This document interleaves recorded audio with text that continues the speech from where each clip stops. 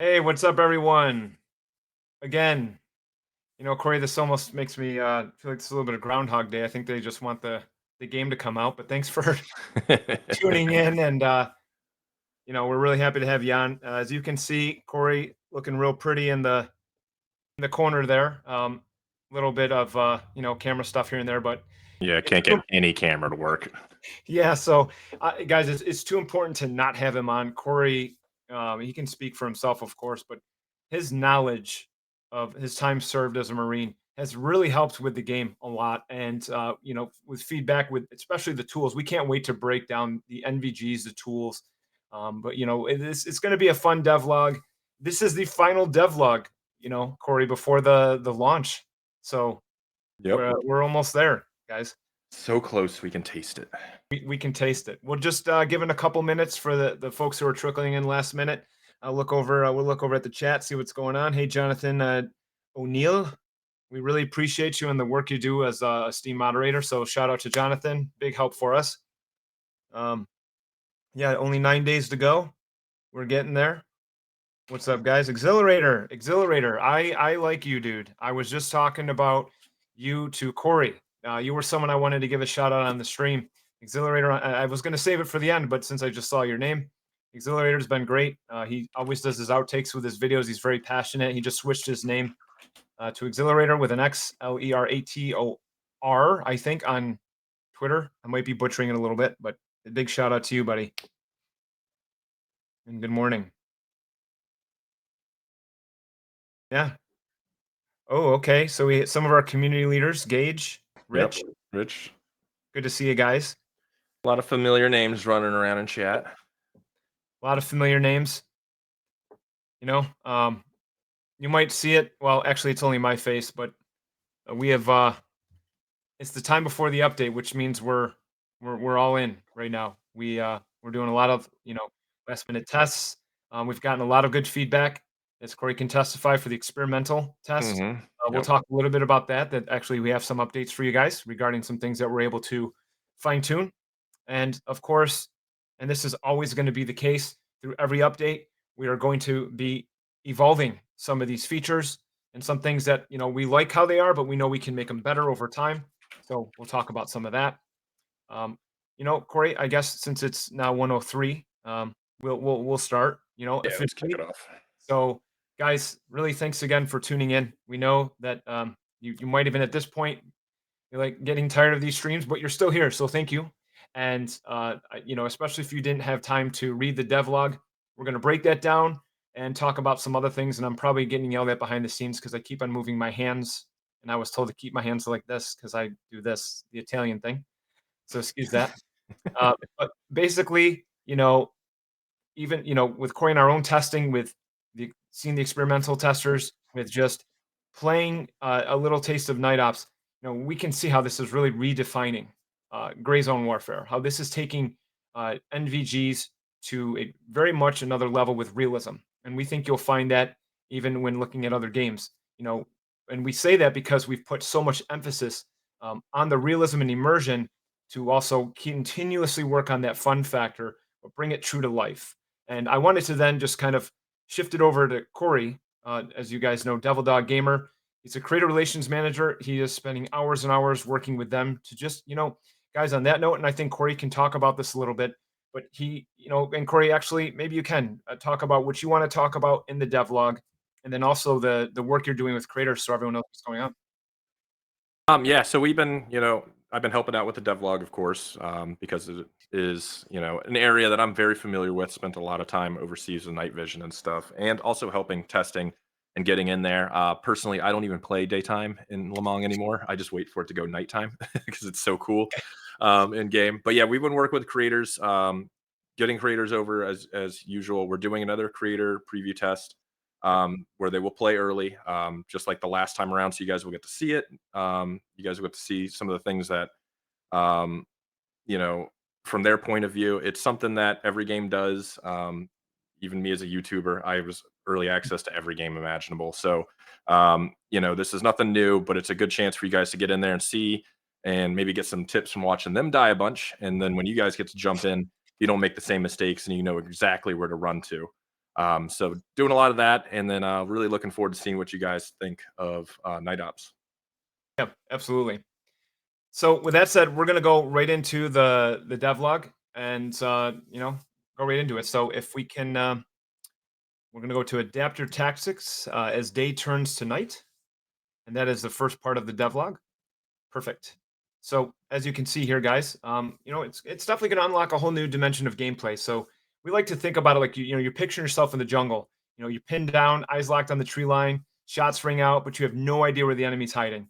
So sundown approaches, you prepare your night vision gear, knowing that the advantage may shift in your favor when darkness falls. But here's the catch: you can only hope that your enemy isn't as well equipped at night as you are. And this is just one of the many scenarios awaiting in the night ops.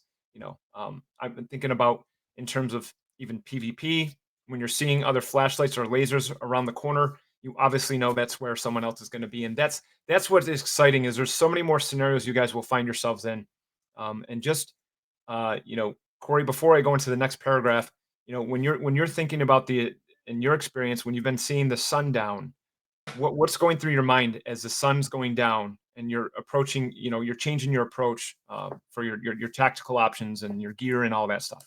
Yes. So that's when I start busting out the night vision. I throw night vision in a secure case, pull it out, avoid some of the lighted areas, the streets, and it's even funny when we talk about like moving in the shadows, and it's a new dimension of gameplay.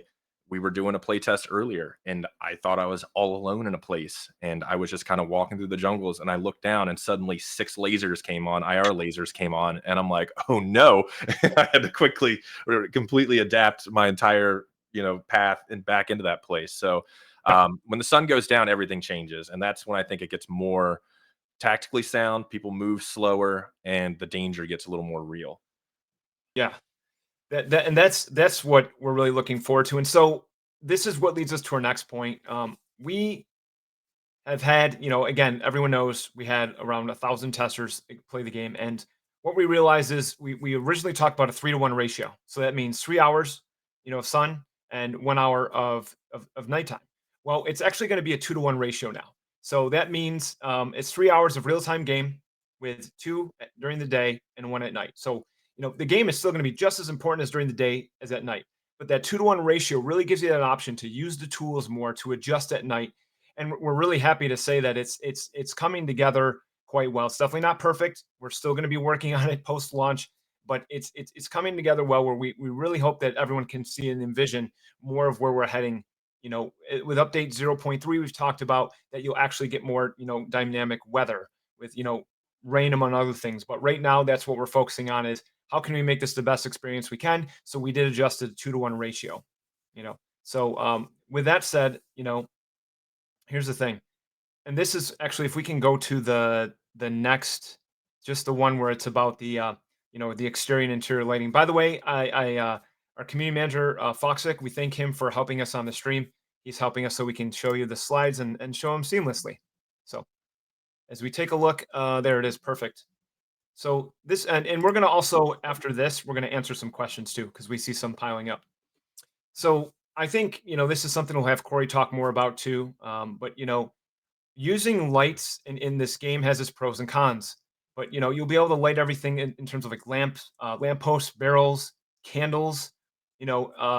Having a bonfire. It's pretty interesting to see what that's going to do during the game, and we're really looking forward to that because we're really going to see how you guys want to use it according to your strategy, and let alone fuse boxes where there's some buildings with a fuse box, and as we already said, you can turn the light off and it shuts the light off in the building. Corey, in terms of this right here, with the lights, with the fuse boxes, with the bonfires, how do you see this, impacting the game? Yeah, so like even something like a little lamp, it doesn't look bright when you don't have night vision, but it is bright when you do have night vision. So avoiding like a bonfire or a campfire when you're moving because it'll illuminate you, and everybody with night vision will be able to see you better. And it's even when inside buildings, like I go and search for loot because there is valuable loot sometimes on desks or things like that. Sometimes I take off the night vision, I'll turn on a lamp or a light inside, and at the same time, with the breaker box, there have been times when, I'll go and cut the power from outside the building before I even go in case, there is AI or a player in there that may not have night vision. I have the advantage because they can't see me, but I can see them. There's a lot of different variations when it comes to just what you can do with interactable lights inside different buildings. Being able to see better, and being able to highlight AI too, like AI standing around a campfire, or they walk too close to a lamp that you didn't quite see them, but now they're close to the lamp, and now you do see them. Yeah, there's a lot. There's a lot going on with it. Yeah, absolutely. Uh, what I think there's an interesting question we have here just to clarify. Oh, I had it. I had it. I had it. I had it. Let's see. Let me look through this, guys. Just give me a minute. Oh, the Empower asks, can't people just switch servers for daytime? So that's a great question. So what's going to happen is when you see the servers up, you will see that there's different times during the day. So, you know, for example, US East, US West, there will be different times that you can choose, or whether it's EU or whatnot. So if you want to, start more in the night. But again, with the 2 to 1, we don't think that's going to happen as much where people are going to worry about it. But yeah, you especially with a 2 to 1 ratio, you should be able to find more servers now that you'll see some at night, some during the day. Let's see. What else? Okay, there is a good question I'm going to save for later about node performance, because we're going to get into some of that. And you know what? Just while we got it, Buff Gamer asks, Corey says, I'm a YouTuber. How can I play early? Yes, we are actually on Lurkit. If you are a creator, we have a Lurkit campaign going on right now. We actually just tweeted it. I think it's on our tweet, right? We tweeted it out. If you go back to the Gray Zone Warfare and the Madfinger account, you'll find it. Sign up there. Sign up through Lurkit. Sign up for our campaign. We'll go through your application, and that's how we'll get you in. But that's the way to do it for right now. Yeah, and it's of course on Lurkit we have a creator program. It does not mean that everyone who does apply will be put into the creator program. And there's also select creators that will be playing before, and that doesn't mean also everyone who's on Lurkit as well. So the details are on there. And team, if you have the link, feel free to share that with them. So that's a good question. All right, now on to tackling new missions. This is kind of something we wanted to get into, overcoming the evolving AI. So this is something that you guys have been asking about, and we're going to talk about the AI. We're going to talk about the fact that first, before we get into AI, we've added about 22 completely new tasks. Now, some of these tasks are designed specifically for nighttime, and they're definitely offering fresh gameplay challenges, deeper immersion to the lore of the island. So there will be a little bit more about the lore. Tasks from the initial release has also been redefined, so it's definitely a revitalized experience, guys. That's the nice thing. You can see that there's been many guides made online, and now not all tasks are going to be done in the same place. Maybe you want to do a task now that you normally did during the day, you'd like to try at night. And then, as we said, there will be some tasks that are completely new that you need to do at night. And then we do have some tasks that are older tasks that we've actually moved where you have to do those at night. So it'll be really interesting, and that's the importance of having the wipe and everything else, guys, because we don't want this just to be like we're tacking on a couple things. This is going to feel like a fresh new start. So we're happy to say that it's not just some features here and there. There's more new content, and the 22 missions are definitely not going to be easy. So okay, the AI.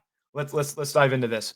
So there is definitely some improvement. Oh, yes, I'm here, my community manager. Oh, it's okay. Sorry. Anyway, sorry guys. So you also notice some improvements to the enemy AI. So they're adapting to the day-night cycle, and enemies now they're definitely going to move with some more technical awareness. With patrolling, taking cover, and crouching, so they can blend into the surroundings. But they're definitely not invincible. So when the darkness falls, you can definitely capitalize on their limited gear, because they're not going to actually have NVGs.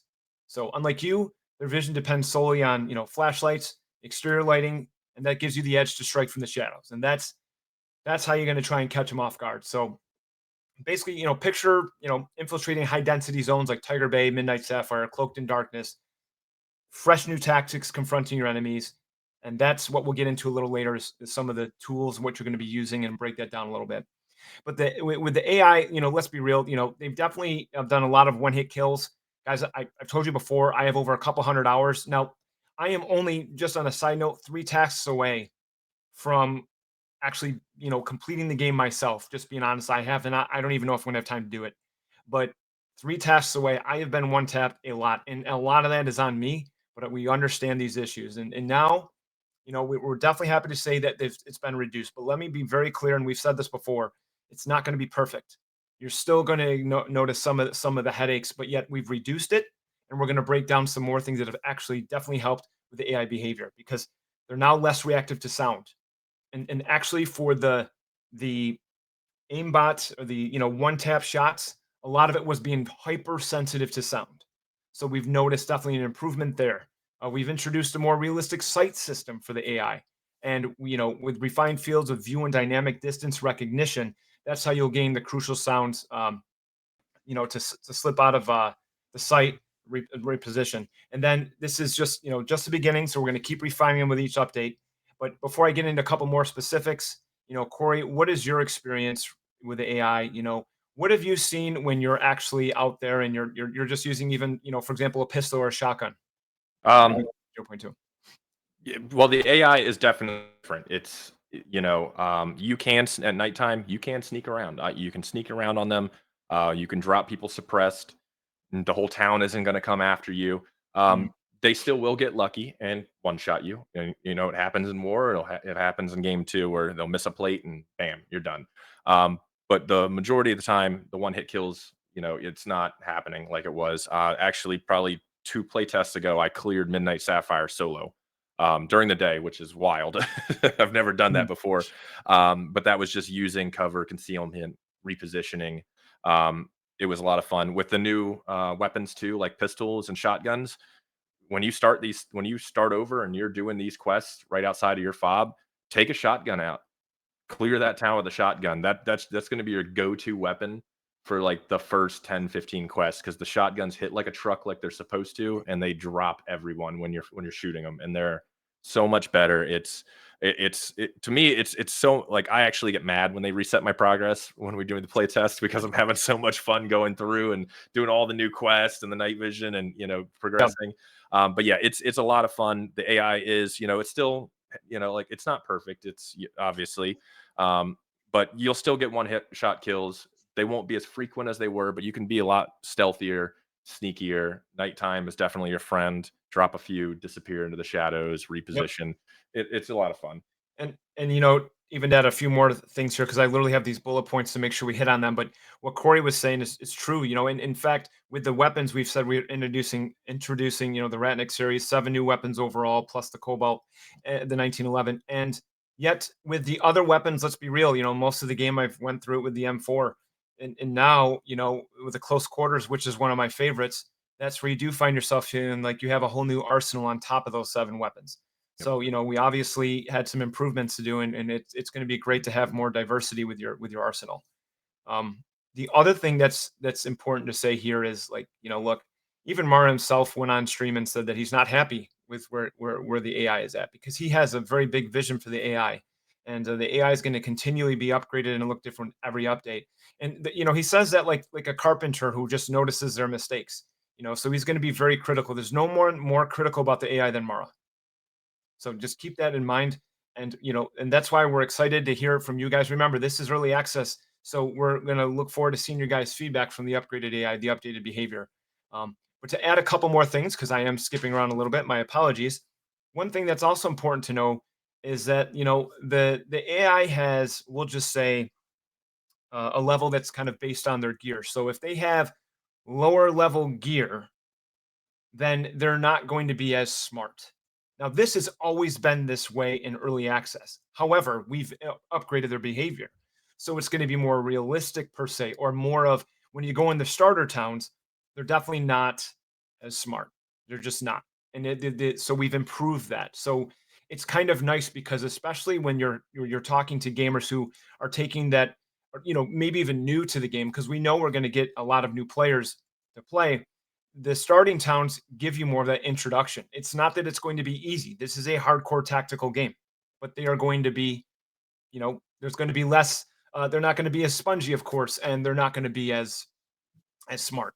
So, adding to that spongy part, we've already mentioned this, but we've actually added a third layer, to the AI. They have, their skin, bones, but we've added another layer of tissue.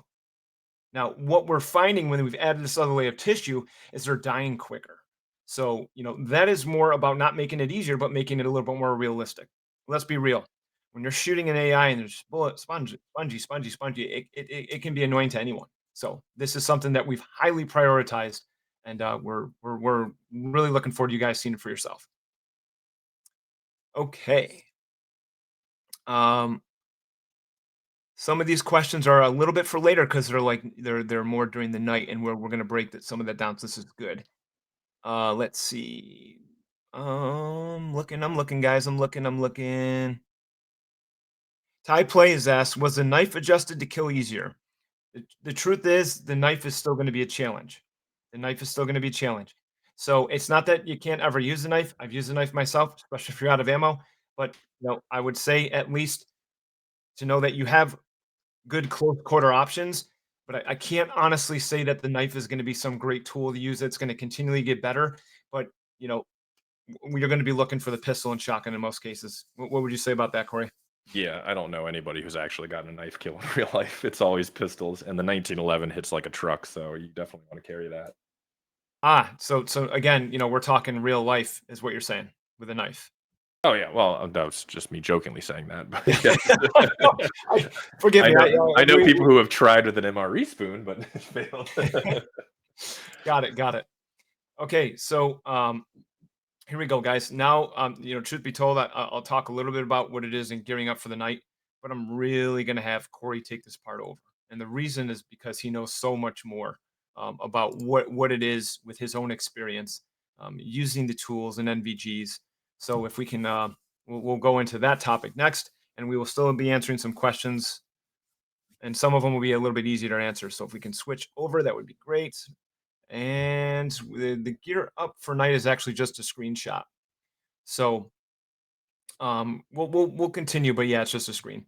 So basically, okay, guys. So day night cycle. You obviously have new challenges. We have new tools, NVGs, flashlights, lasers. Even the tracer rounds are be something that we'll talk about.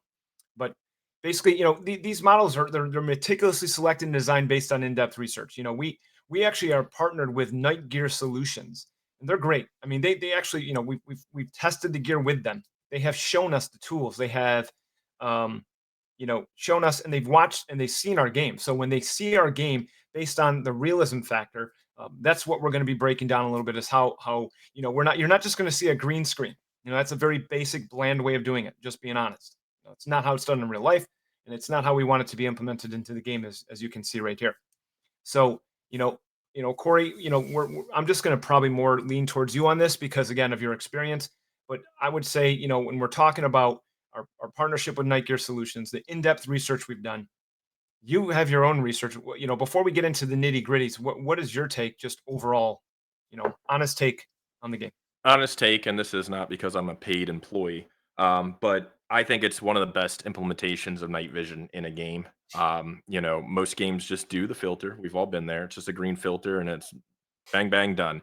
Um, the detail in this is pretty unmatched. When you get to the IR lasers and they start scattering off of foliage or on a wall, and you use an IR illuminator to illuminate like a bush or something you're not sure of, instead of popping a flashlight, that's something you don't really get in most games. And like they even go into the depth of if you stare at a bright light for too long, you'll actually Mm. burn the image into the tube itself for temporarily. It's not permanent like it is in real life. But like with the durability of it, when the durability goes down, you'll get permanent blems inside your tube, little burn marks, cracks, and different things like that. The detail is pretty unmatched, and it's so much fun when you use them. You actually feel like Splinter Cell, like you're in real life doing it. And I'm constantly toggling illuminators, IR lasers, Mhm. IR flashlights as I go around. They're really well made. So, and this is interesting because we've gotten this question several times about thermals. So, Mr. Coco, 28, asks, no thermals? Well, Corey, I think you can answer why we're not using thermals. Thermals are probably the most OP thing on the battlefield next to a first-person drone at the moment. And I think the cheater report would skyrocket if we added thermals in because people would be getting beamed across jungles just because of how well you stick out. Mhm. So it's one of those careful what you wish for kind of things. I know that people really want them, but they're also going to be used against you. And a lot of you are probably going to get destroyed by them constantly. I'm as much as I want them, I'm kind of a big one of yeah, let's just keep it with night vision for right now, you know. So, and you know what? Because we're going to go back to this and we're going to get even more in depth here. But I do want to touch on a question, and this is important because we wanted to address some of these things that we didn't talk about in the devlog, and that is this. Moran123, forgive me pronunciation. Moran, that's got to be it. Maybe not. It says weapon degradation. How will it work? Malfunctions, jams, cost of repair. Well, let's touch on. We're going to make this, kind of simple. Is that in terms of the durability, and Corey, what you can add on after myself, of course. We got some good feedback from the experimental, and with the durability, it'll be thousands of rounds, and that's where we're more basing that off of. There are some other things that come with durability, but the thousands of rounds means that you're not going to worry about shooting a couple, few clips, and you're going to worry about your gun being broken. So it's going to be a lot of rounds. Now, over time, as you shoot, that's when you start to see your stats go down, and you can even replace parts to of a part that's damaged. But as far as like repairing your gun, that's coming in update 0.3 as we've said. But in terms of the durability, we definitely took, we're going for authenticity, right? So combined with the authenticity and what we've seen players say in the experimental, we definitely even upped the rounds of ammunition. And there are other consequences. For example, if you die, there's like a 10% penalty, but we don't want to get into that too much now. We just want to let you know that what we're trying to do is not make it where it's like annoying, but that there is an impact, so it's not doesn't become arcadey-ish. So what would you say, anything or to add to that, Corey, on No, durability? yeah, real life durability is I have a marked 18 that has 40,000 rounds into it, and I'm just now starting to think about changing the barrel. So, you know, Wow. it's one of those things where when you get durability and you try to make it realistic, you could carry a gun forever as long as you don't die. There needs to be a balance to it, and the plan we have with the durability is you'll likely die before you ever need to replace a part, unless you're just like an OP player and you suddenly, keep a gun forever. But um, it gets you to change out parts. It gets you to try new weapons. There are new weapons, and you're not going to be running Mark 18s the entire time like you were with the release because every weapon's viable now. And there's so many of the Ratnik weapons that work, the MP5s. So I think it's a nice little balance to where, yeah, if you use it, it'll it'll eventually go down, but you'll probably end up losing it before you ever need to replace anything. So, and again, there's just a good question I want to touch on. Grind mode gamer S, is weapon durability going to be on NVGs? And I think Corey, that'd be another fun one Yeah, for you to answer. yeah, there is durability for NVGs. If your helmet takes a round, of course, there's going to be fragments that go into your night vision. If you die, you'll get the durability penalty also, and the night vision will start to show wear and tear to it, to where you'll get permanent blems, little burn marks in there. The glass will kind of crack a little Mhm. bit. It'll still be usable, but it won't be as easy to use as it was before, and eventually get to the part to where it gets so damaged that it'll just shut down on its own, and you actually have to turn it back on again. Yep. So your night vision isn't something that's going to be there constantly working in pristine condition at all times, and that also matters with making sure you don't poke your head out where you're not supposed to be poking it out, or Yeah. don't stare at lights you're not supposed to be staring at. Right. Very good. That's pretty solid. So, okay. Now, with that said, even when you're taking on the AI and you are shooting them or you take them out, their gear will be damaged. It won't be broken. They're not going to shoot thousands of rounds, one AI. So, but there will be some damage to the weapons. They're not going to be 100%. Their gear won't be 100%. So, what that does is it encourages the player to, obviously, you can take that, you can replace the parts, you can sell it. But what we're doing also, not I won't even say offset, but we are adding more high value loot, not just in the world, but we're adding it now. We've decided, and again, this is more about the experimental feedback, that you will see high value gear. I'm not saying we're not all the time, or high value loot. It's not like it's all the time, but will be added. We're increasing the rate that it drops from AI now. That's something that we just recently made a decision on. That was not something that we'd ever talked about yet. So this is the first time we're saying this, that we, because of course, the economy is going to be rebalanced and it's going to be important. On top of that, we there will be like boxes, not necessarily like all these more like new loot crates, but there will be opportunities to get higher tier gear than what we had before, and some of the loot crates, but also some boxes or things along the way. But the high value loot will be dropped from AI at times, and it'll really help because you're also going to have to use your money very wisely. What we're going for is that you're really paying attention to everything you're doing, and that we're trying to keep a nice healthy balance while trying to still keep this gear fear, which again is going to evolve over time.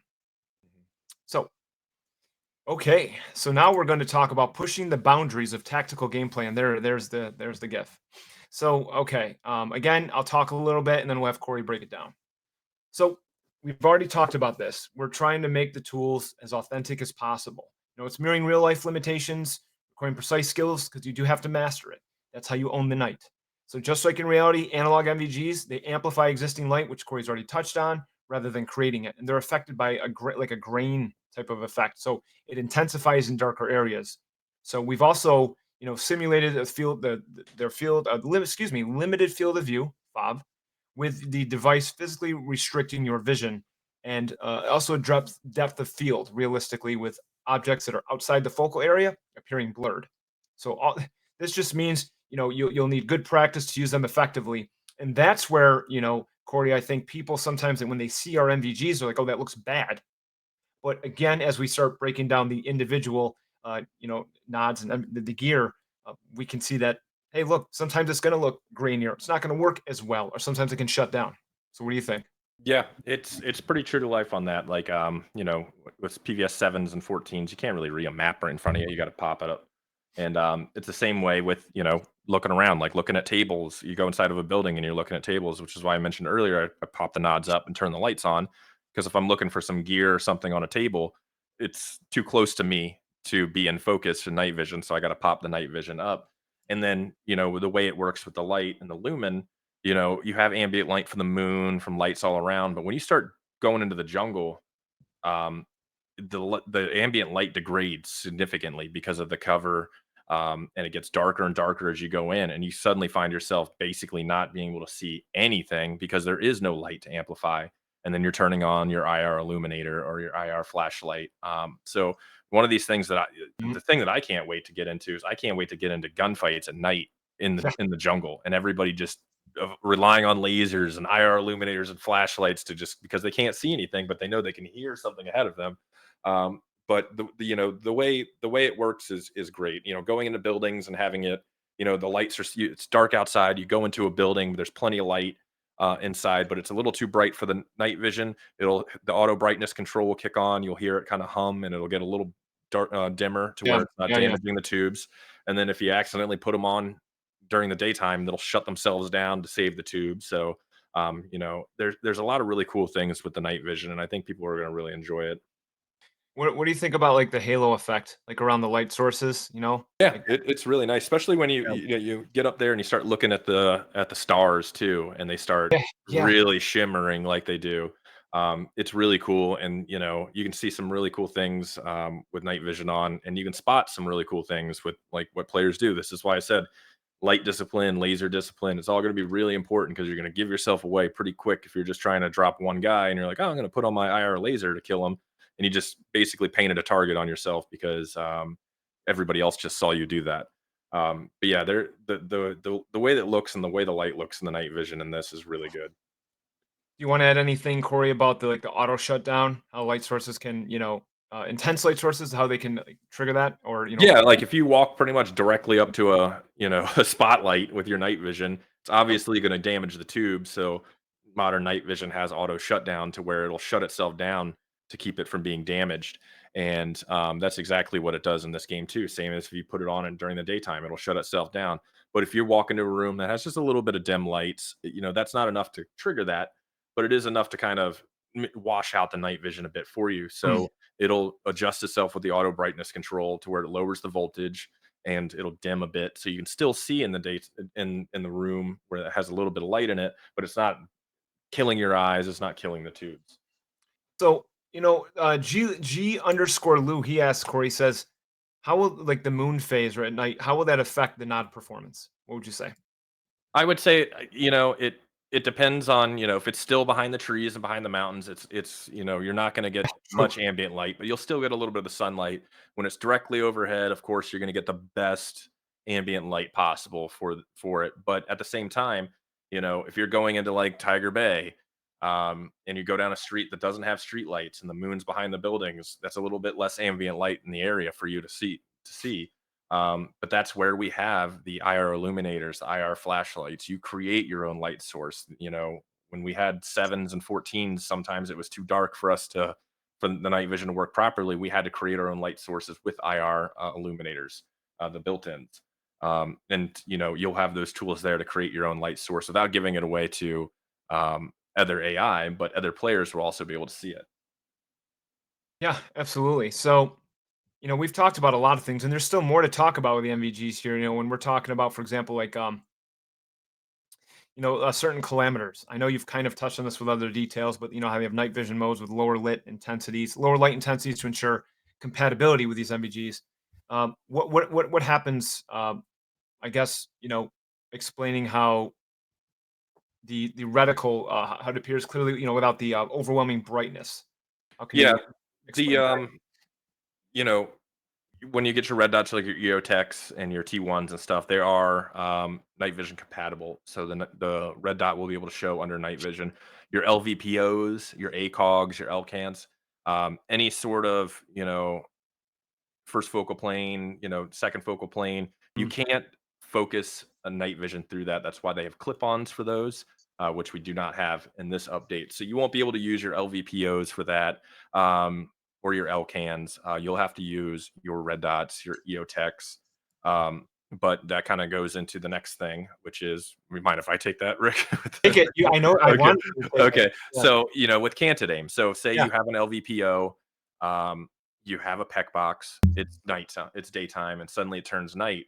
Without that IR laser, you would be pretty SOL if you had to put on night vision because you can't use the LVPO. But with your IR laser, you can do your illuminator, you can do your IR laser from the PEC box, and you now can cant your weapon so you can solely aim and focus with that IR laser to passively aim and shoot with that. So that way you have the ability to engage targets with an optic that doesn't work with night vision. Um, and it actually works. It works really well. I use it a lot. This is something you can set up however, but I have one mouse button for cant, one mouse button for my tactical devices, so I can sit there and cant it, turn on my IR, pop pop, turn off my IR, and just keep going. Okay. There's a lot of really fun things you can do, and again, with our quick action menu, there's how you do with your health and your food and stuff. We have a tactical device quick action menu where you actually go down and select what function you want from each of these PEC boxes. So if you want your IR illuminator on and just solely that, you turn that on only. If you want your visible laser, you can turn that only, or if you want your IR laser, or if you want your IR and your IR illuminator, you can turn those on and cycle them too to be able to just on off those things. So there's a lot of customization with the different functions. You can even just do an IR laser with an IR flashlight if you want with the quick action menu. So there's a lot of functionality to kind of set it the parameters of these, because they all have different functions. A PEC box has multiple different switches and dials and modes and stuff, and you can go into that from the quick action menu, set it, forget it, and just toggle it whenever you need it. And as Corey, you're saying all these things. If I'm being real, guys, the reason why we're having Corey talk about it is because even though we're all trying to follow the all these updates, even ourselves that are coming into the game and testing and whatnot. I am very much a rookie. I've never used NVGs myself, so I'm not going to pretend to you guys like I have all this knowledge. We have our team has done extensive research, and again with Corey's knowledge, it really helps. And what I love is being someone who's a little ignorant of these things. When I'm playing at night and I'm testing the tools, that's how you own the night. That's how you need to master the tool. So there is going to be a learning curve. But the thing is, with our rebalancing and what we're doing, not only does it feel like a new experience, but if we are kind of like slowly but surely you ease your way in to learn these tools. And then what happens is, it's Corey, there's so many endless possibilities, it seems to me, of how you can change and use tactics to your advantage with the tools, with light, with dark. And I think, if we can before I get to a couple questions I want to answer, how do you see this all impacting PvP part of the PvEVP? I think nighttime is going to be an experience. It's daytime is a lot of just aggressive, fast. Hearing stuff, shooting, chasing guys down, waiting. I think nighttime's gonna be a lot of sitting around, listening, watching. You saw a laser, where'd it come from? I don't know. Let's kind of keep our eyes out, sticking to the darkness, staying out of the middle of the streets, or even staying inside of buildings, or even avoiding buildings altogether.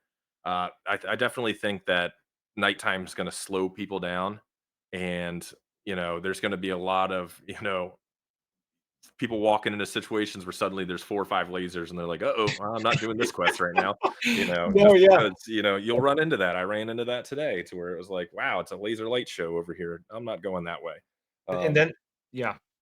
Sorry, I was kind of getting excited thinking about the possibilities, right? Because then, now with adding high value loot, then you really need to take in consideration the risks you want to take, right? yeah, People, definitely, you definitely. know, High value loot, I mean, and then this is one of the things that, the bosses will have high value loot. You'll find high value loot, sitting around in random places. I found a set of, like, earrings sitting on a nightstand. So you really have to look around, check everything, because you'll find some nice yeah. places that have some high value loot. And then when suddenly nighttime comes and you have a backpack full of really, really good stuff and you're seeing IR lasers, you're not just going to run for an LZ. You might, take the long route and go on home, or risk it for the biscuit and try to Risky for the engage biscuit. without IR and use their tools against them. I think there's going to be some really nice gameplay at nighttime. So NRIP asks, will we have IR strobes? And will you guys talk about helmet customization? What do you say to that, sir? We do not have IR strobes in this update. As far as helmet customization, I'm not sure what we have with this update. It might be for next update with helmet customization. But that's something we'll talk a bit about more on the future. Yes, I mean, obviously we have the simple like attachments that you need for your NVGs and whatnot, but at the same time, some again these are things. So when we go, for example, from night ops and then to our next update, that's going to focus heavily on like lore and the weather dynamics. We're still going to be improving stuff from night ops to that. So which means whether we're adding in certain new gear, which we will, weapons improvements to night ops, which includes hot fixes and patches. But again, each update is going to also evolve the former updates, right? So Night Mhm. Ops helps elevate Gray Zone Warfare 0.1. Now we're going to 0.2. So 0.2 makes 0.1 better. 0.3 will make 0.2 better, and so on and so forth. Um, okay, so another question, because I know we're definitely there's a lot to talk about, but I'm a PVEer, says Nate the Bearded. I just need to know, is there anything for me to do after completing all the quests? Is there dailies? Okay, so this is a good question. So there is a lot that we have to take into consideration where if we were to focus on that, because we are a very small team, and I know you guys keep hearing this, but it's just the truth. We have to assess, okay, we need to focus on, for example, optimization and performance, or we have this feature, but we can't, it's not just about implementing every little detail we can. The other day I was asked on social media about smashing windows in. I mean, that'd be pretty awesome, but we do have, there is a give and take, and so we have to focus and master what we have now, which is still going to be evolving. But the point is that right now, when it comes to anything after completing all the tasks, and now you're asked, it's 133 when all is said and done, plus adding another 22, and plus retackling day and night. So if you were to like wipe your character, let's be real, there's not going to be a ton of replay value. I would say, I'm just being honest, right, Corey? I mean, we're not going to exaggerate. There is replay value. You can decide to wipe your character and do the tasks, focus mostly at night, during the day, the high value loot, or not wiping your character, and you have the money left over that you do, and then maybe you want to just risk it and go in the PvP, PvE, VP.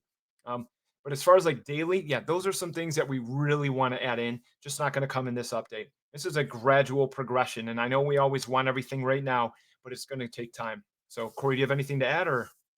No, no, we are a small studio, and there are a lot of great suggestions that we do see, Oh, sure. and we do, the developers do see everything you guys put in the Discord for the suggestions, and as much as we'd love to just wave a wand and put it in the game, it's then the reality of it is, we have to focus on, we have to get everybody focused, laser focused on what they need to work on. That's for this update, for the next update, and if we have, and then maybe fit something in that you suggested later down the line, when we're kind of filling it out there. So there, there are things that you guys have suggested that is definitely on our radar, but we can't, we don't want to overwork our developers. Yeah.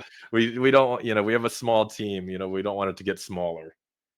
And that's a really good point. And again, we're branching off quite a bit, but we you guys already might have known this because Mara mentioned it. We did want to actually launch this. We had an internal delay, and it's like, well, we could say, oh yeah, let's just work harder. Let's just have everyone work every single day, and let's get it to exactly 6 months. We started April 30th, so when the game launched in early access. So we're basically going to be a little less than 7 months when it's said and done. So we didn't exactly hit the 6 month mark. But the thing is, if we said, hey, let's do that crunch time, and sometimes there's guys, listen, whether everyone likes to hear it or not, when you have updates or deadlines and you're trying to get the servers ready, we're always putting in extra time. However, if we always just did extra time to do extra time, people get burnt out. That's when people leave. That's when people get sick. And Mara said this is a family run company, and we're going to stay that way. So, yeah, Corey and I will talk about it. We're excited just to get the full update and play. So even we want to this to be done sooner, but we can't do it at the expense of this, and that. So it's not an excuse. We definitely know we still areas we need to get better in, and we're really happy that you guys are bringing these questions because we're not going to hold any punches. As you can see, we're trying to answer what we can, and be as honest as we can about it. Mhm. So, with that said, I know this isn't easy for our community manager Foxick. We're not really helping him with the slides. He's trying to guess as we go along and mix it up here. Sorry, but Corey, because we've talked a lot about NVGs, maybe we can just briefly touch on the three. Okay, yeah. And how about you just take it and give your brief breakdown of the three? Okay. So you'll when you first get in, you'll get access to the PVS-7. The PVS-7 is something I started my military career with. One of the most worst night vision systems ever. I don't know. I think the Russian one actually is worse, but the PVS-7's horrible. But in our game, it's manageable because as much as we'd like to replicate the human eye and depth perception, you just can't do it in a video game. So the PVS-7 is dual, so it goes into a binocular, into a monocular. So you have a limited field of view because both your eyes are taken up, and it goes into a single tube. It is a Gen 3, so it is green. Mhm. Like I said, in real life, you know, a two into one, you have zero depth perception. So a wall that's 10 feet in front of you is really three, and you walk right into it. But you're not going to get that in gray zone because that technology doesn't exist right now. So you'll start with that. It is the budget friendly version. You'll still be able to do everything that you can do with all the other night visions with it. You're just very limited field of view. You don't have the peripheral vision because your eyes are kind of taken up into it, but it gets the job done, and you can absolutely operate at night with it. Then you'll be able to unlock the PVS 14s, which is the monocular. Everyone's very familiar with that. Um, and that'll be over your right eye. And as you go and aim, it'll actually kind of move towards the center as you line your tube up with your red dot. This will be the next ones you get. It's really good. Gen 3, you have your peripheral because it's only covering one eye. So you'll actually be able to see. It has a great field of view because it doesn't take up your entire screen. You'll be able to see what's around you. And that's the one, I've kind of fallen in love with using that one more over the PVS 31, but it's really good to use. A lot of really good functionality with it. And you'll be able to get out there at nighttime and operate pretty well with it. Now, the PVS 31 alphas, those are the dual tubes. They're really cool when you finally get to use them. They look great. The white phosphor Gen 3 looks fantastic. It still has the peripheral because it doesn't take up all your eyesight, so you'll still be able to see what's around you, but the field of view in it is unmatched. You'll be able to see so much more around you, so much more of the darkness. I think it works better at nighttime than some of the other ones. Um, and that'll be the last one you unlocked. So you have your choices of what you can use. They all generally operate the same. It's just a field of view. It's the ambient light, what you see, and it goes from, I can work in the jungle to I feel like I'm a predator when you get to the PVS 31. So there's a lot of tools there, and of course you'll get different tools when it comes to you'll get your Purst, that your Zenico Purst with the IR lasers. You'll get your D ball. You'll be able to get different things that just do an IR laser or an IR flashlight, and the combinations you can run at nighttime are you have so many that you'll probably be trying out different combos and what you like to customize your gear and your guns with. Okay, that's a pretty darn good breakdown, sir. So, I do have some questions here, and this is some of them are a little bit off topic, but it's still good to answer. You know, there it is kind of neat. We do have some new sounds. You know, Bow Hunter 2421S. We're gonna hear different environmental sounds between night and day. How would you respond to that one, Corey? Yeah, there's different sounds. Yep. You know, one, you won't get chased by the mosquito as much, is something I've noticed. You definitely don't get chased by mosquitoes as much. But there are different ambient sounds between the daytime and the nighttime. You might hear some animals that you haven't heard before. Yep. You might see some things you haven't seen before. I don't want to give it away too much, Yeah, but I think yeah. that's perfect to let them go Yeah. because it is cool. It's fun. It's It neat. is interesting because you'll hear something, then you'll go searching around. You'll be like, all right, where is it? But, Yeah, I mean, that's part of the immersion. There's some things that were, truth be told, some of the people who play the experimental test know some of it, and there will be some little fun things you guys will discover on your own, and it won't take long. So that's one thing to say. Um, okay, so let's see.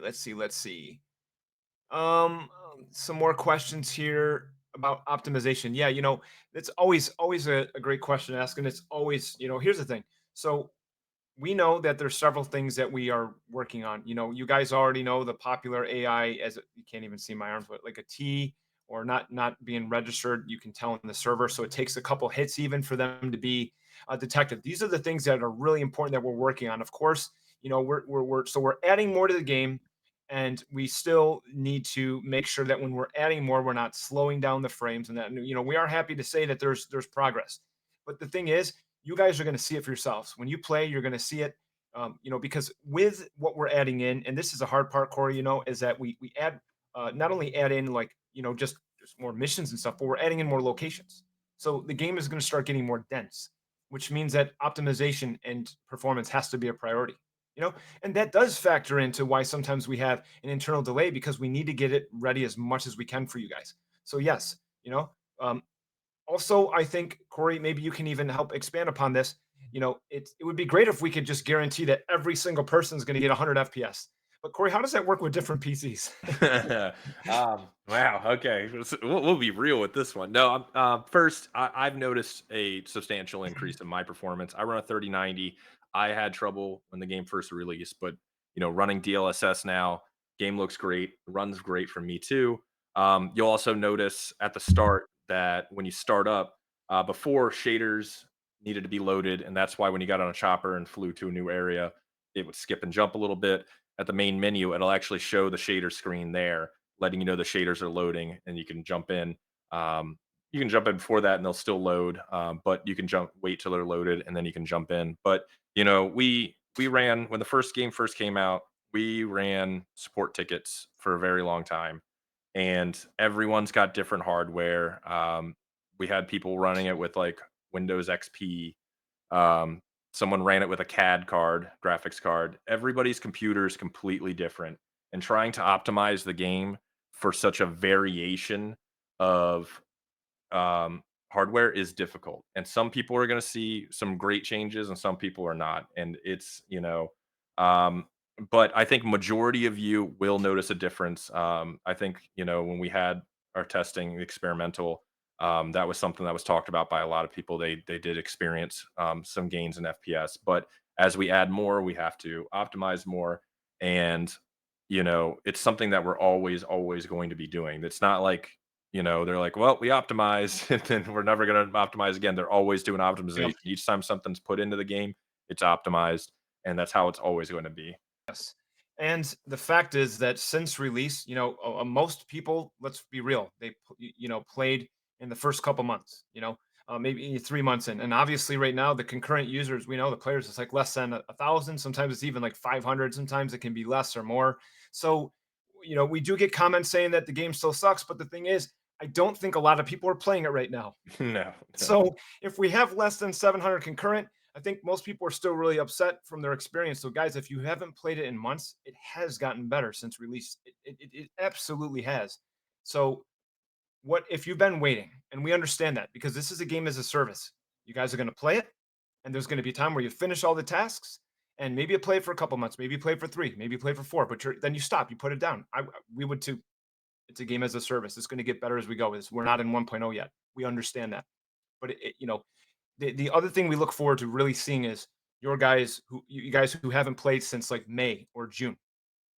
This is the time to come back in. As we've mentioned, and I'm going on a tangent here, we do have a sale as well. So for new players, this is the time to get into Night Ops, and it's great that we have a sale for the standard edition, and we'll talk more about that. We have new things we're adding to the editions. You guys have seen the skull mask. I know someone asked about it. That will be in the supporter edition. Hold fast, 3600. Okay, but I will also, and we're definitely happy to say too that anything that's in the editions you can get in the game, and Mhm. that includes a bigger locker as well. And we have said this in other updates, or in other devlogs, but yes, that is true. Now, as we are almost approaching an hour, let's try Corey and go into dominating the night with the right tools. I know that Foxic was on this before, so if we can just go back to that again, with the gift, it's really just the IR laser Yeah. back and forth. So with IR lasers is a tool in itself. Um, it is how you aim. It's a good aiming point. When you're CQB, it's probably one of the better ones instead of trying to bring up a red dot or anything like that. I think that's I've gotten used to my T1, my aim point T1, but peck boxes are still the way to go. You can do fun things with them when you do work as a group, though. The Mm. enemy AI will not have night vision, so you can find enemy AI, and if you're with a team and you're trying to call out where the enemy AI is and your teammates can't see it, you flick on your IR laser, you point it at it and go, now you see that guy? And then you can kind of tell your team where everything is. Same with illuminators. You can use it as, for target marking and signaling. If you're in the middle of the jungle and you're trying to get your squad mates to get to you and they're not sure where it is, you can point your IR laser straight to the sky, swing it around a little bit, and they'll come right to you and be able to find out exactly where you are. So that goes both ways because you can use it to signal, illuminate things, kind of target spotting, but you're also going to put a target on you if you do it too long and you're not careful. So there definitely needs to be some discipline when you do use IR lasers. Um, but it definitely looks pretty cool when you're walking through the jungle and like a bunch of people have IR lasers on. So How about the the tracer rounds too? The tracer bullets. Yeah, the tracers look pretty cool. I personally avoid using them because I don't want people to trace it back to me. But when you do see people using them at night, it looks pretty cool when they flip the switch and they go rocking and rolling into an area. They do look pretty cool, and even for sniping, if you're not one of those people that can dial it in right away, even though you can group mark now, so you can mark something or somebody can mark something on the map and then you have it and you can get a range based off of that. If you want to see where your shot lands, throw tracer rounds in your sniper rifle and your M700 or your Mosin, and you'll be able to see exactly where the round goes. Same with all the other guns too. And that's kind of one thing you'll be able to tell, like, hey, is my did I miss, or is my gun not as accurate as I thought? And you'll load up some tracers, take some shots, and you'll be able to see the point of impact shifts that you get from the gun for sure. So I think what we can do, just based on the time, we're going to answer more questions. By the way, I think we can. We'll just summarize it and say this, guys. You know, Obviously we talked about the tools, the tactics, the new things. We know, we think about all the way back to the first devlog of Night Ops when we talked about, reducing the LZ wait times. Um, Obviously the high value loot. The improvements. By the way, there is one thing I wanted to mention about the aggressor system. We definitely got some, rightfully so, complaints about how sensitive it was, especially to incidental shooting. So, for those that mentioned it in experimental tests, we're addressing aggressor system based on the feedback. So it's you guys asked why that's another thing why it's under NDA, and there's a lot of reasons we don't want to give away spoilers. We need to. It's not the final build of Night Ops. So with their experience, with their testing, it really helped us to make some tweaks that was really necessary, because otherwise you're talking about devs that are in the studio, and there's only so many of us, and the QA team, there's only so many of them. So to have a lot of fans playing and giving us feedback has really helped us. So I just want to let you guys know you can breathe a little bit about some of these features. They're still not going to be perfect, but they are being worked on as we speak with some little bit of tweaks here and there. So, I will say that we do believe that we do have the most realistic night vision technology ever seen in a game, and we will stand by that. We are not saying we're the most advanced game on the planet, but we are very confident in the tech and the realism factor. While also, it's important for us at the end of the day to make this a fun damn game. Yeah. You know, that's the goal. And Um, it's more fun than release. You can trust me. yeah. So one thing I don't want to forget, and this is thanks to Jakob, our community lead, and again, we'll answer some more questions. But community stream number 2 is going to actually be on the 28th. So thanks to all who participated in the first community event. We do realize that the 28th is Thanksgiving. We realize that. And because the game is just going to be out. Even I myself, we have family over. It's if you're not in the U.S., you might be aware, but Thanksgiving is like the second biggest family holiday of the year. I think Corey, you would probably agree. It's a Yes. very big family holiday. Um, but our studio, in Czech Republic, it's European. It's not. We don't all have the same holidays, so we will still be present. We will still be visible, and many of us will still be working. So don't think we're going anywhere on the second day of launch. We won't disappear. Um, but yeah, I think Corey, if you want to give a shout out, I know you were thinking about some creators you had in mind, and then we can answer more questions. Yeah, I wanted to give a shout out to Glid and Controlled Pairs. They did. We let them look at the night vision early, and they did great videos. If you haven't seen their videos, we put it on our socials. Glid was a Royal Marine. Controlled Pairs, good friend of mine, major in the army, was a ranger too. They really broke down the night vision. They gave us feedback too to help even tweak it better. They did a really good job with it. And if you haven't seen what they said about the night vision and you're still curious about this update, definitely go check them out. Their videos, it's on our socials. Really, but I really want to thank them and for their support. Absolutely. Um, Yeah, so let's get to some more questions. And you know what, we're gonna say one other thing too. So just to help talk about this, just for another time, just to clear things up, on November 24th, we are going to have select creators to actually play Night Ops live a few days before launch, and there are several reasons why we do have them play ahead of time. And I gotta say it, because it's just we had a really successful launch. Doesn't mean it was successful, the best build in the world. We obviously had some issues, but the truth is that even many people that are watching on the stream probably first heard of the game because of them. You know, and they have some of these guys have such big influence, and we have such big respect for them as creators to getting the word out there. And honestly, guys, like with our studio and a self-publishing studio, we don't put money into ads. We put the money back into the game. So when we have the creators play, we want them to feel, to be able to play. They can play with themselves, play with themselves. Since you know what I'm saying. On private, they're going to play on private servers. They're going to play together, and it really helps it. By getting the word out there. Let's face it, we definitely always need help. We do, to get the word out there. And when they play and people are watching, it not only, just we get great feedback from them, they play it the way they do. It does help, have people purchase the game. Let's be real. And in turn, we put that back into the company. And therefore we put it back into the game. And therefore it makes a better experience for everyone.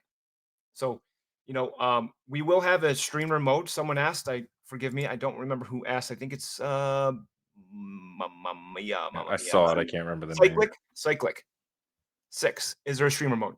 Yes. While this isn't going to necessarily be perfect, let's be real. We want to make sure that creators are not being just hunted down. So we are. They will play just with creators and their friends, and then but there is a streamer mode. Corey, again, who's our creator relations manager, he's, we brought him on board, guys, because he is a creator and he's done a lot, and we're always trying to have the best balance we can. So, we get it. I know you're gonna watch, you're gonna want to play it, but what we have in mind is for the betterment of the game, it's for the betterment of the people, the company, and we're very fortunate to have their support. Let's see. Any more questions here?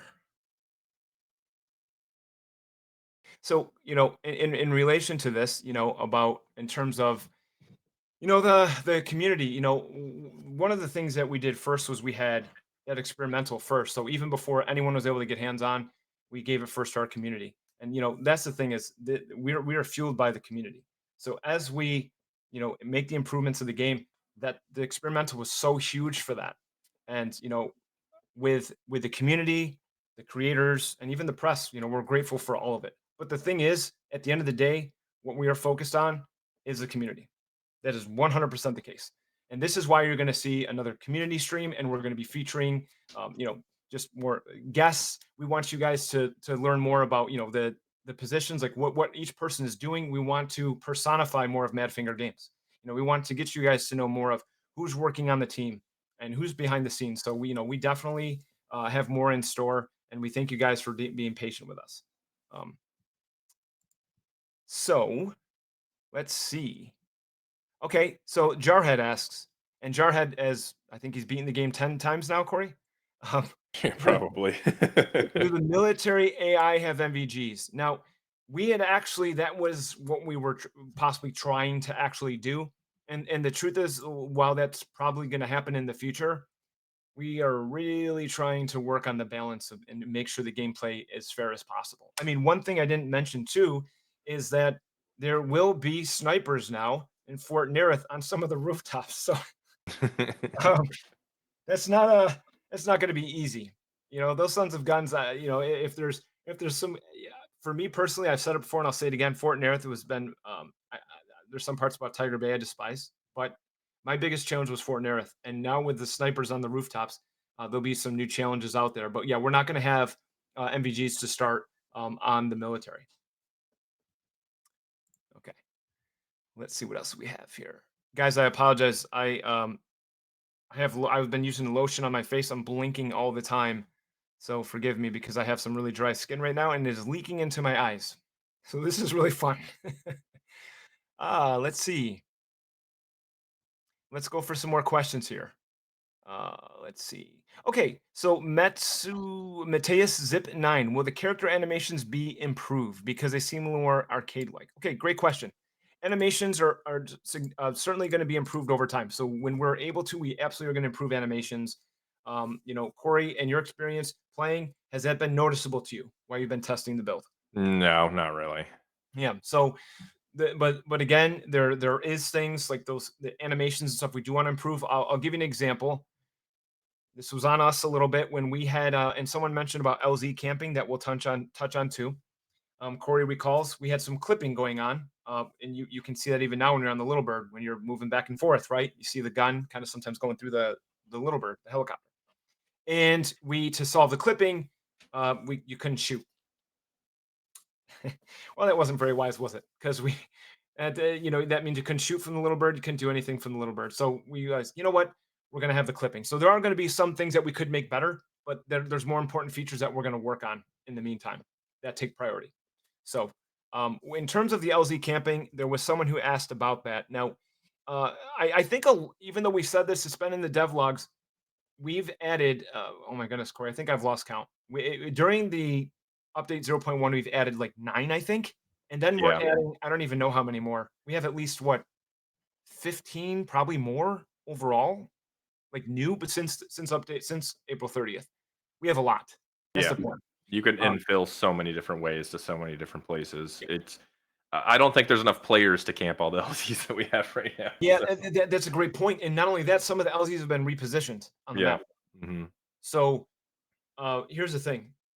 you still have the 5 seconds of invulnerability, and if you haven't played in a while, that was added in later.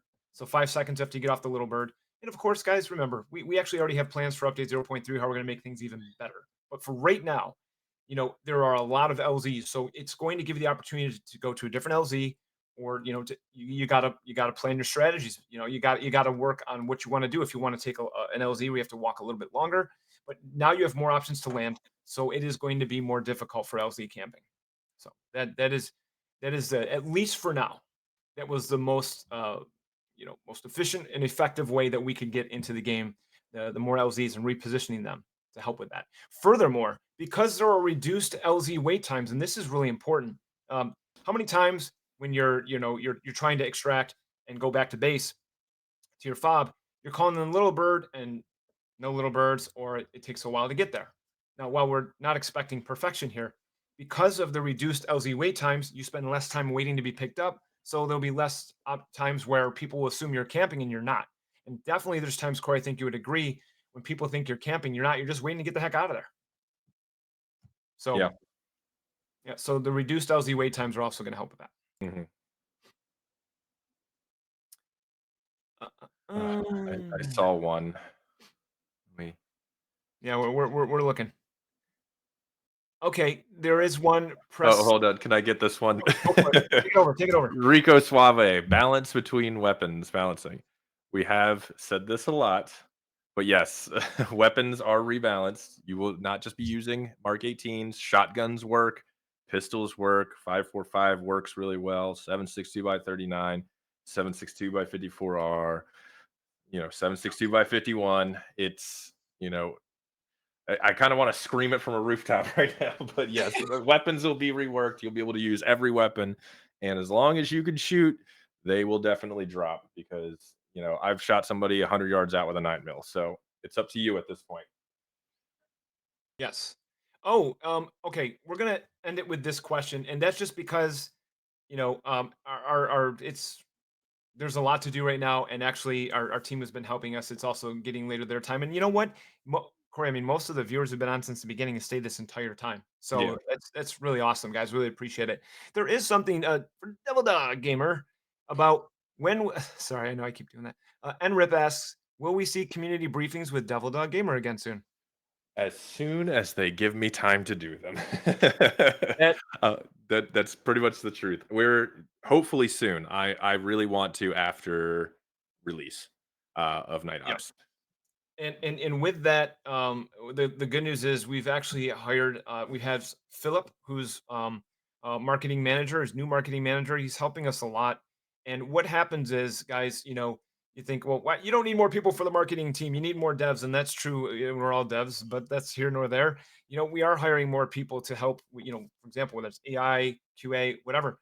But when we hire more people, also for the marketing team, we can get more done with for the community, and also Corey can do these briefings where we can get more help with actually the whether it's the footage, the feedback. The main thing with the community briefings is it's going to be about Corey and his experience, and how it's, well, not just that, but he's going to bring it to life and really address some things that the community wants to hear about. But not only that, we'll have his community briefings, which not necessarily going to happen every week, but not only that, come back with these community streams we're going to be doing that we did not do. Remember, we've only had one community stream. That's going to be happening. So you're going to be see us addressing feedback with Jakob and others in the community streams. Yep. So These things take time, getting your feedback, getting the answers to it, making it all. It's takes time to do, but between the community briefings and the community streams, you can get your questions answered so much faster now. yes, I can quickly confirm, Jonathan O'Neill, that we are on 5.4. Just keep in mind that whenever you have a new upgrade, that takes time. It takes time to get used to everything. So, we're definitely not gonna, hype it up, because we still need to, work and learn how to utilize it. And there's always challenges with it. So, Yeah. but we're happy to say that we're keeping up when we can. Yeah. And And an yeah. engine change isn't a magical FPS increase. It definitely is a lot of work. Yeah. So, guys, I mean, look, I can't stress enough. I mean, you guys literally stayed through the whole thing, and we're going on an hour and 15 minutes. I don't know, Corey, if we're ever going to get a half-hour dev stream. It's probably No, never, never. no, but we also are doing that because we're just trying to talk to you guys. We're trying to take you guys along for the ride. We will say that there are some things that we'll adjust next time. We had planned on really going over some content with you guys over a 2 month span. It ended up being 3 months because of that internal delay. We're always going to be learning and doing better with our comms, how we reach out, and thankfully with a broader team and some really good people that we brought on board, and it's just with our community managers constantly learning and growing and doing the work they've done, with Corey doing the creator relations managing, and with getting a new marketing manager as far as the community side and the marketing team. We're taking it and putting it back into the community. So, guys, we really appreciate you guys. I cannot believe that 9 days were away from the launch. So we're very excited. You'll see more and more stuff come from us. We are working on merch, by the way. Someone did ask about that. Can't remember who. My apologies, but we are working on it. I don't even know the exact update, but I'm pretty sure it's going to be sooner than later. So, for some GZW merch. Guys, thanks for watching. It's always a pleasure to have Corey with me with his extensive knowledge. I am better than him, just so you know, at Gray Zone. No, I'm not. I am not. Um, I wish I was. But with that said, guys, thanks for tuning in. We'll see you on November 27th. Every move matters. See you, everybody.